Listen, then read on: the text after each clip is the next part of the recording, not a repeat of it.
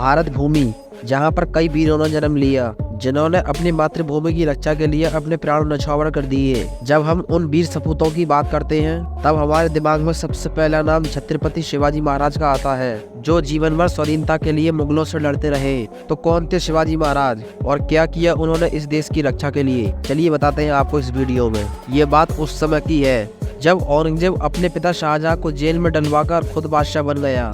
उस वक्त तक पूरे हिंदुस्तान पर मुगलों का शासन था।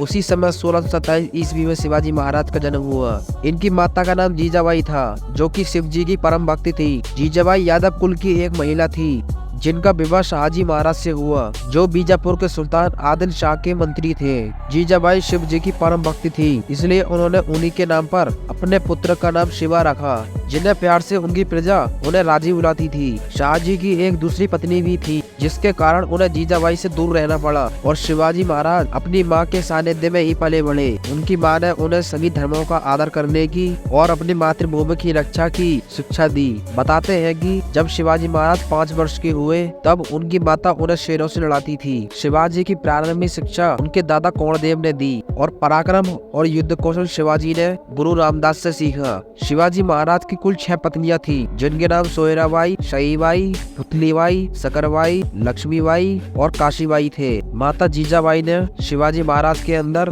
कूट कूट कर स्वाधीनता की आग भर दी, जिससे प्रभावित होकर शिवाजी महाराज ने बचपन में ही अपनी विशाल सेना खड़ी कर दी और बचपन से ही मुगलों को मुंहतोड़ जवाब देना शुरू कर दिया, जिसका जीता जागता उदाहरण है तोरण का किला। ये मराठाओं के सरदार के रूप में शिवाजी द्वारा कब्जा किया गया पहला किला था। उन्होंने ये जीत महज 16 साल की उम्र में हासिल कर वीरता और दृढ़ संकल्प के साथ अपने शासन की नींव रखी। तोरण की विजय ने शिवाजी को रायगढ़, प्रतापगढ़ फतेह करने के लिए प्रेरित किया और इन विजयों के कारण बीजापुर के सुल्तान को चिंता हो रही थी कि अगला नंबर उसके किले का हो सकता है, और उसने शिवाजी के पिता शाहजी को जेल में डलवा दिया। 1659 ईस्वी में शिवाजी ने बीजापुर पर हमला करने की कोशिश की।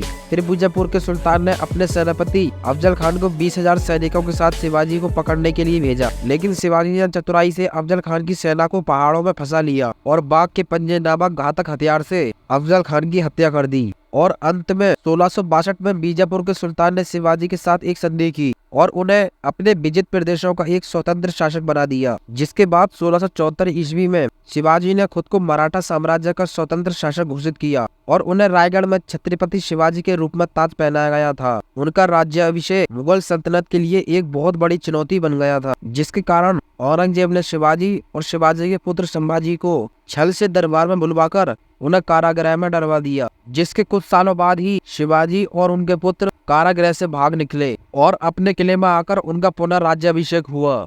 इसके कुछ दिनों बाद ही 1680 ईस्वी में शिवाजी महाराज की किसी रोगवश मृत्यु हो गई और फिर इनके बाद इनकी विरासत इनके पुत्र संभाजी ने संभाली। शिवाजी अपने शासन के लिए बहुत सख्त थे, जिसके लिए उन्होंने अपने दरबार में अष्टप्रधान रखे। ये सब अष्टप्रधान अपने अपने कार्यों में निपुण थे और शिवाजी को सही समय पर सलाह देते थे। ये अष्टप्रधान निम्न प्रकार हैं। नंबर 1 होता था पेशवा, ये प्रधानमंत्री की तरह होता था। नंबर 2 अमात्य, ये वित्त मंत्री होता था। नंबर 3 नवीस, ये एक प्रकार का गृह मंत्री होता था। नंबर 4 चिटनिस, ये पत्राचार विभाग से संबंधित था। नंबर 5 होता था सुमंत, जो कि विदेश मंत्री होता था। नंबर 6 होता था पंडित राव, ये धार्मिक कार्यों का प्रमुख था। नंबर 8 होता था न्यायाधीश, जो कि न्याय विभाग का प्रमुख था।